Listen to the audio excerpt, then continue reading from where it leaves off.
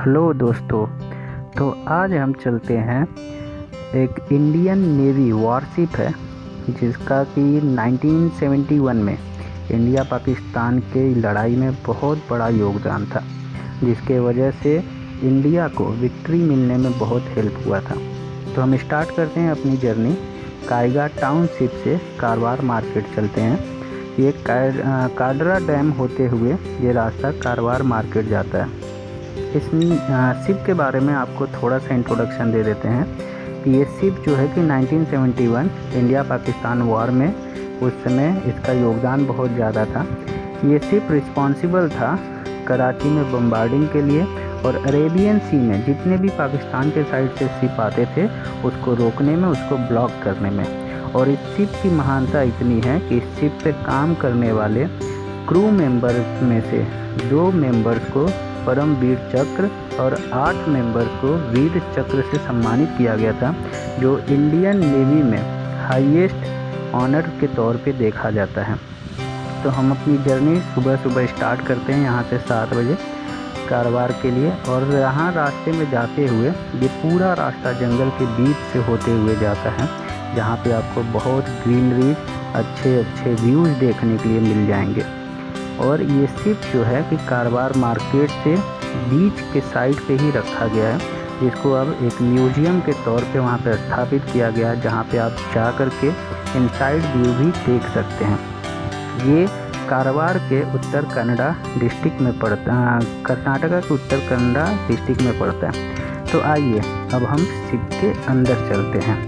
Ship के अंदर जाने के लिए यहाँ पे 2 रास्ते बनाए गए हैं, जिसमें से कि हम लोग फर्स्ट डोर से एंट्री लेते हैं। और एंट्री करते ही इस शिप के अंदर हमें एक बहुत ब्यूटीफुल स्टैचू दिखता है, जिसमें कि इस क्रू मेंबर द्वारा जो भी यूनिफॉर्म पहना जाता था उसको अच्छे से डिस्प्ले किया गया है। लेकिन गर्मी की वजह से हम थोड़ा थके हुए भी थे, बहुत ज़्यादा गर्मी हो रही थी।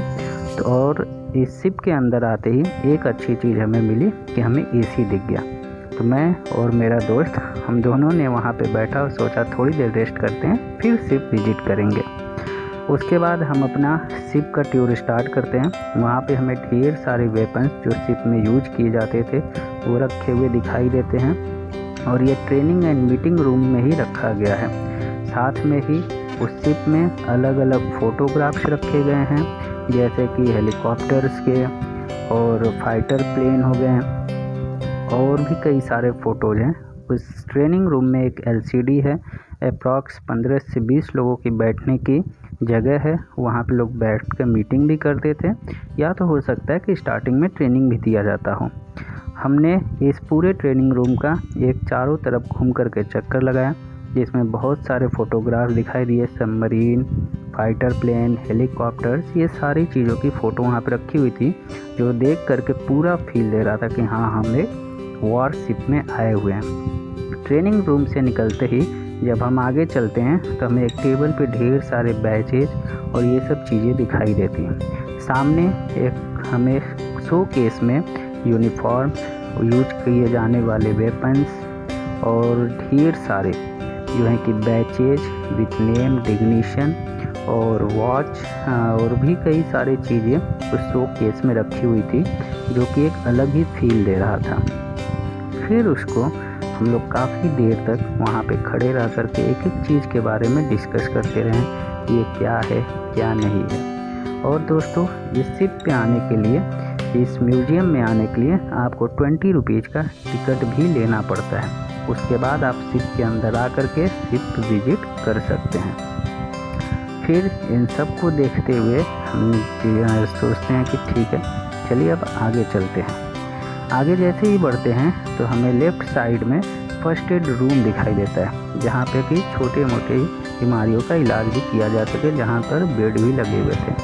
फिर आगे जाते ही हमें कैप्टन्स रूम दिखाई देता है, जिसमें कि एक चेयर, एक बेड और उस समय में कंप्यूटर सिस्टम भी रखा गया था, जिसका एक मॉनिटर सबूत है, एक छोटा सा कवर्ड। और ये रूम आपको मैं बता दूं, ये इतना छोटा है कि ये 6 फीट भी हाइट इसकी नहीं है। इस रूम में इंटर करते ही सिर्फ बेड है, जहाँ पे आप सिर्फ सो सकते हैं, बाकी और कोई सामान नहीं रख सकते।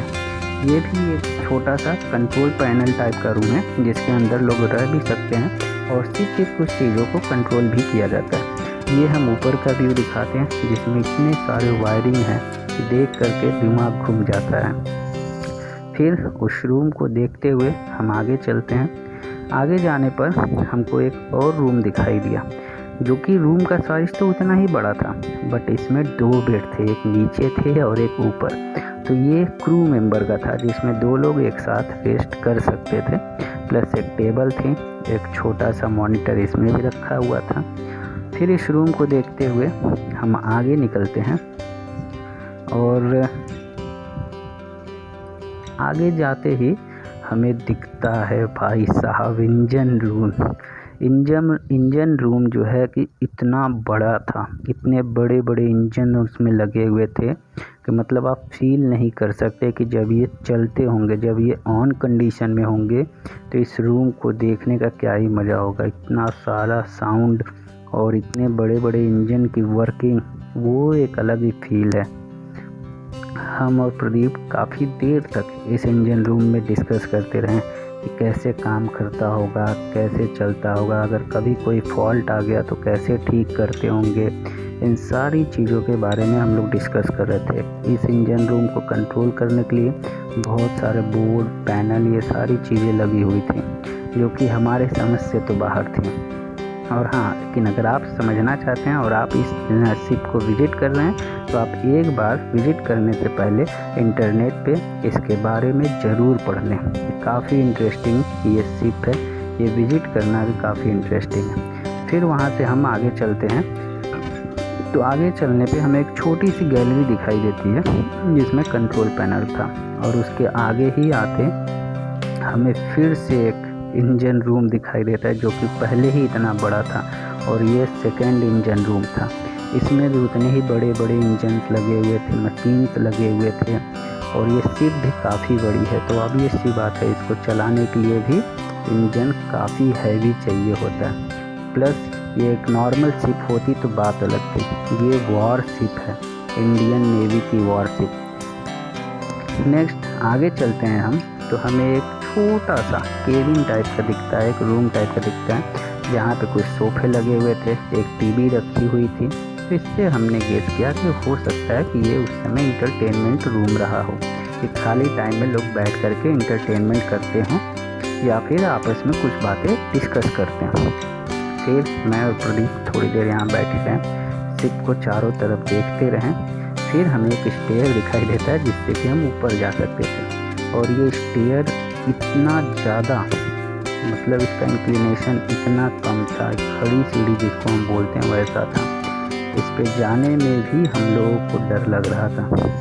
सोचिए उस समय वो लोग डेली अप डाउन कैसे करते होंगे।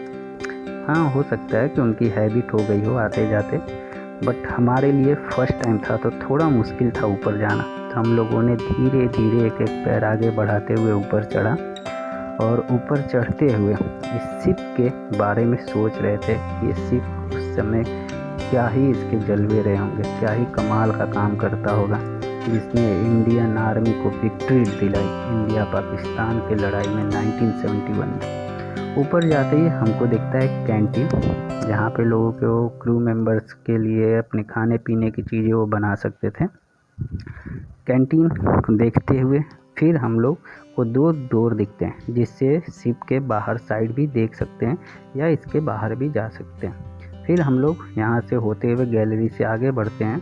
आगे जाने पे कुछ सामान रखे हुए थे जो शिप में ही यूज होता था। नेक्स्ट उसके आगे जाते हैं तो हमें एक दिखता है वहाँ पे स्टैचू जो कि यूनिफॉर्म पहना हुआ है। तो अब ये सी बात है कि क्रू मेंबर्स के ही यूनिफॉर्म होंगे। आगे बढ़ते हैं तो फिर हमें दिखता है ये टॉयलेट या वॉशरूम, जो कि काफ़ी नेसेसरी है। फिर यहाँ से हम लोग आगे जाते हैं तो फिर कंट्रोल पैनल दिखता है, यहाँ से पूरे शिप को कंट्रोल किया जाता है। और उसके आगे बढ़ते हैं तो फिर हमको दिखाई देता है शिप का मेन पोर्शन, जहाँ से शिप को कंट्रोल किया जाता है, जहाँ से इसको चलाया जाता है, जहाँ से वॉर किया जाता है, वॉर सारे वेपन कंट्रोल किए जाते हैं। वो रूम मीन्स पूरे शिप का कंट्रोल रूम दिखता है हमको। और इस शिप में यहाँ से खड़े होकर के हम लोग पूरा लेफ़्ट टू राइट फ्रंट देख सकते थे कि कहाँ से क्या चीज़ें आ रही हैं, किस तरफ जाना है, सब कुछ। और इसमें इतने सारे कंट्रोल पैनल, व्हील, सब कुछ चीज़ें थी जो कि कुछ बातें तो समझ में आ रही थी कि हाँ इसका ये यूज हो सकता है, उसका वो यूज हो सकता है, बट परफेक्टली पूरे चीज़ों के बारे में तो नॉलेज नहीं था। हाँ, देख करके अच्छा लगा है, एक बड़ा अच्छा फील आ रहा था कि वाकई किसी फाइटर शिप में हम लोग हैं, किसी वॉर शिप में हम लोग विजिट करने आए हैं। तो 20 रुपीज़ में पूरा पैसा वसूल है ये। फिर वहाँ से हम लोग निकलते हैं बाहर शिप के ऊपर खड़े होकर के शिप को चारों तरफ से हम लोग देखते हैं। वो एक अलग ही नज़ारा है, उस शिप को देखना ही अपने आप में एक प्राउड मोमेंट फील कराता है। ये वो गन आर्टरी जब कैसे मिसाइल और ये सब चीज़ें कैसे यूज करते थे, क्या करते थे, उन सब के बारे में सोचते रहेंगे। फिर प्रदीप सोचा कि क्यों ना एक फ़ोटो लिया जाए। फिर हम दोनों खड़े होकर के यहाँ फ़ोटो लेते हैं। उसके बाद हम डिसाइड करते हैं कि ओके अब रिटर्न चलते हैं। एक बार आप लोग फिर से पूरा शिप देख लीजिए फटाफट, क्योंकि हम लोग अब वापस जा रहे हैं। जिस रास्ते से आए थे उसी रास्ते से वापस जाएंगे। ये सीढ़ी से उतरते हैं। उतरने के बाद यहाँ पे फिर से हमारा वही एंटरटेनमेंट रूम मिलेगा। एंटरटेनमेंट रूम के बाद फिर इंजन रूम सेकेंड से आगे जब जाएंगे तो कंट्रोल पैनल। ये इंजन रूम जब भी मैं यहाँ से गुजरता हूँ तो अपने आप पाँव रुक जाते थे सिर्फ इसको देखने के लिए। इतने बड़े बड़े इंजन इसमें लगे हुए थे। ये इंजन रूम फर्स्ट,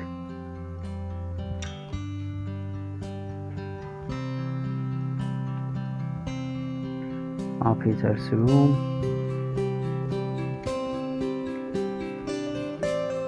और ये यहाँ से हम लोग फिर बाहर निकल जाएंगे शिप के।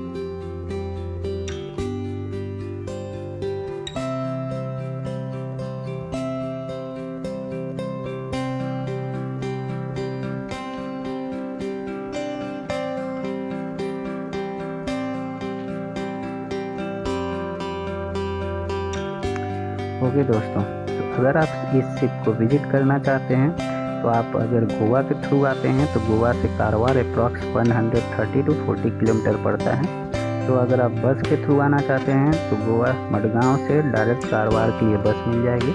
कारवार बस स्टैंड से उतरते ही अप्रॉक्स 1 to 1.5 किलोमीटर के डिस्टेंस पे ये शिप कारवार बीच पे ही रखी गई है, जहाँ पे आप आकर के 20 रुपये की टिकट लगती है। इसकी टिकट लीजिए और आप जितना देर चाहें, आधा घंटा, 1 घंटा, 2 घंटा इस शिप में घूम सकते हैं। और ये इस शिप का बाहर से view from the road side. फिर हम लोग सोचे कि क्यों ना थोड़ा बीच भी घूम लिया जाए। तो फाइनली हम लोग बीच पे जाते हैं और थोड़ी देर बैठते हैं, इंजॉय करते हैं। आई होप ये वीडियो आपको अच्छा लगा होगा और एक बार इस शिप को ज़रूर विजिट करिए। थैंक